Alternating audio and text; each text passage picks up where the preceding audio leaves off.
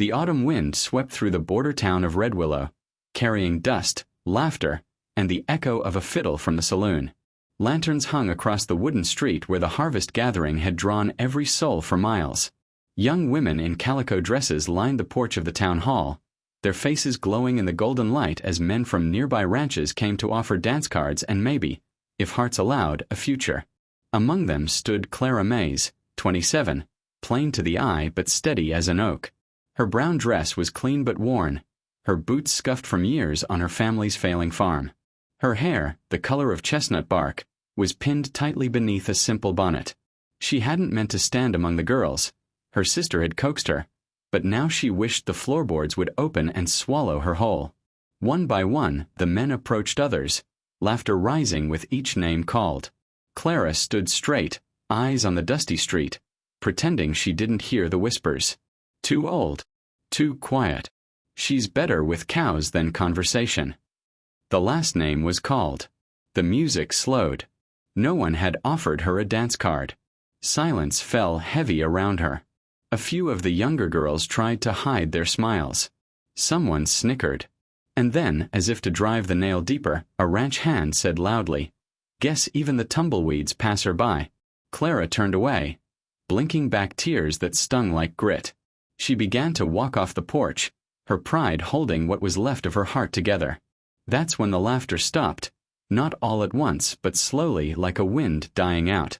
From the edge of the crowd, a tall man in a weather-worn duster stepped into the lantern light. His hat was pulled low, shadowing a face carved by years of work and pain. A faint scar cut across his jawline. He walked with a limp, each step deliberate, boots heavy on the wood. It was Luke Tanner, the reclusive rancher from the far valley, the one folks called the Ghost of Dry Creek. He rarely came to town since his wife and boy had died 3 winters past. He stopped before Clara. "Miss," he said quietly, his voice deep as distant thunder, "I'd be honored if you'd dance." The crowd froze. Someone gasped. Clara looked up, eyes wide. She saw no pity in his gaze, only warmth and something like respect. I don't dance much," she stammered. Luke offered a small, crooked smile. "Neither do I. But I reckon we can learn." He held out his hand. After a long moment, she placed hers in his. The fiddle started again, slow, tender, the kind of tune that made time seem softer. As they moved across the worn floor, the world around them blurred. The laughter, the whispers, even the eyes watching, all faded. Clara felt the weight she'd carried for years lift just a little. When the song ended, Luke bowed his head. "Thank you," he said simply, as if she'd done him the favor. Then he turned, ready to leave. But Clara, still trembling from the sudden kindness, found her voice. "Mr. Tanner." He stopped. "Why'd you do it?" Luke glanced back at her, his eyes shadowed but gentle. "Because I know what it's like when no one steps forward." Then he tipped his hat and walked back into the dark, leaving her heart pounding like the hooves of wild horses. That night, Clara lay awake in her small rented room above the millinery shop. Outside, the wind whispered across the rooftops. For the first time in years, she didn't feel invisible.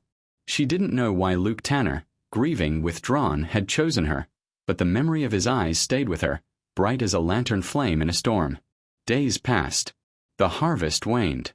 And then, one cold morning, she found a note slipped under her door. "Miss Mays.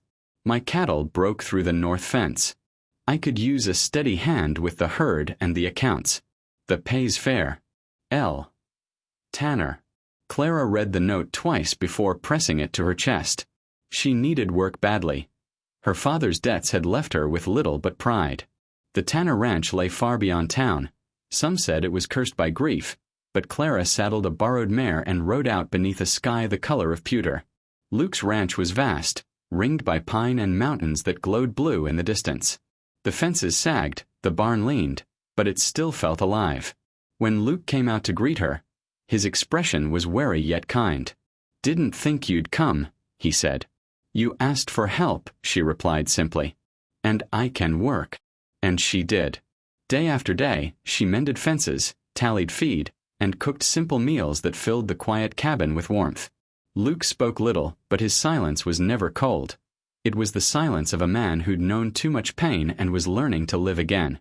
Sometimes she caught him watching her when he thought she wouldn't notice, his gaze softening when she smiled, or when she hummed old hymns while sweeping the porch. He began to laugh again, a sound rough with disuse. Winter came early. One evening, while snow gathered against the window, Clara found Luke sitting by the fire, holding an old wooden toy horse. "It was my boy's," he said, voice cracking. "He'd be 10 now."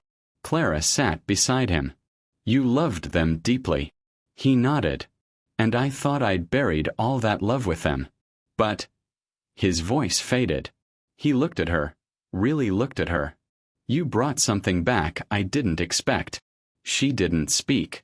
Instead, she took his hand gently, the firelight dancing between them. By spring, the valley bloomed again.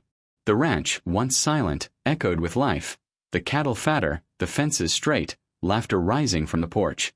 The town began to talk again, but differently this time. Luke Tanner's smiling again. "He hired that May's girl, right? Looks like she's done him good." And she had. Yet neither spoke the words hovering between them. Until one day, as they worked side by side mending a corral gate, Luke stopped. "Clara," he said, his tone rough but steady, "you ever think maybe we both just needed someone to stand beside us when the world turned away?" Clara looked up, eyes glistening. "Maybe we still do." Luke dropped the hammer, reached for her hand, and smiled faintly. "Then I reckon it's my turn to step forward again." The next harvest gathering came around a year later. Lanterns swung over the same porch, the same music filling the air. This time, when Clara and Luke rode into town together, no one laughed. The same men who'd mocked her now tipped their hats. As the fiddle played, Luke held out his hand again, his eyes shining under the warm glow. "Miss Mays," he said softly, teasing, "might I have this dance?" She smiled, remembering the girl she once was, the one no one chose. "I suppose you may, Mr. Tanner." And as they swayed beneath the lanterns, the townsfolk watched in quiet awe.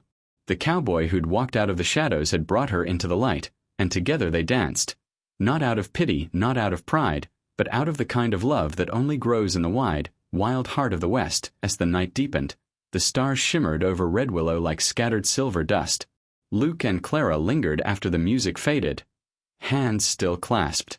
Around them, laughter and talk drifted away, leaving only the hush of wind and the soft thrum of hearts learning to beat together again beneath the wide western sky. Luke tipped his hat back, his eyes meeting Clara's beneath the lantern glow. "Guess I didn't just buy a bride that night," he murmured, voice thick with emotion. "I found my home."